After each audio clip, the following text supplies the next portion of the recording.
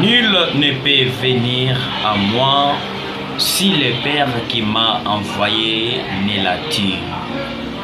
Parole du Seigneur Jésus-Christ dans Jean chapitre 6, verset 44.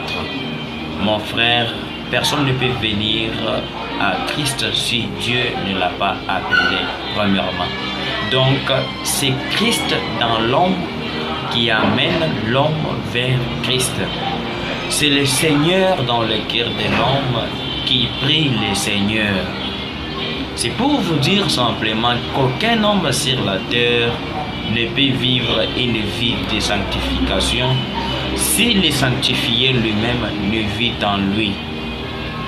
Je reviens là pour vous dire que dans l'optique des seuls chemins de la foi véritable, nous avons parlé de la repentance sincère.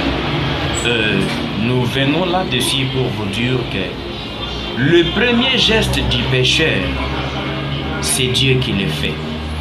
Tu peux me dire comment est-ce que Dieu fera-t-il le premier geste? Oui, c'est normal. L'homme pêche, mais pour son retour, c'est Dieu qui l'appelle. Parce que tout homme sous l'état pécheur, il n'a pas la capacité ni le pouvoir, moins encore le courage de s'en sortir ou revenir à Dieu. Regardez, c'est comme un homme qui est renfermé dans une prison. Il lui est difficile de reprendre les bons chemins ou de se délivrer lui-même malgré ses capacités. Il faut que quelqu'un d'autre vienne du dehors pour lui ouvrir la porte et lui permettre de sortir. Donc le premier geste du pécheur, c'est Dieu qui le fait. Comment le fait-il? C'est en attirant le pécheur vers lui au moyen du Saint-Esprit. C'est pourquoi dans la Bible, il est écrit dans Lamentation chapitre 5 verset 21. La Bible dit: fais-nous revenir vers toi, ô Éternel, et nous reviendrons. Mon ami, mon frère, si Dieu n'a pas ouvert la porte pour que tu reviennes, tu ne peux pas revenir.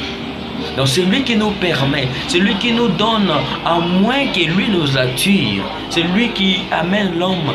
Par l'homme lui-même, il ne peut pas. Ce n'est pas en vain qu'il est dit: sans moi, vous ne pouvez rien faire.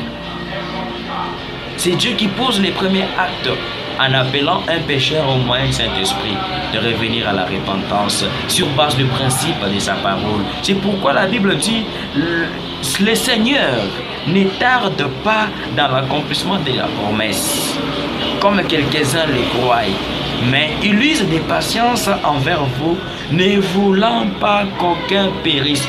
Dieu ne veut pas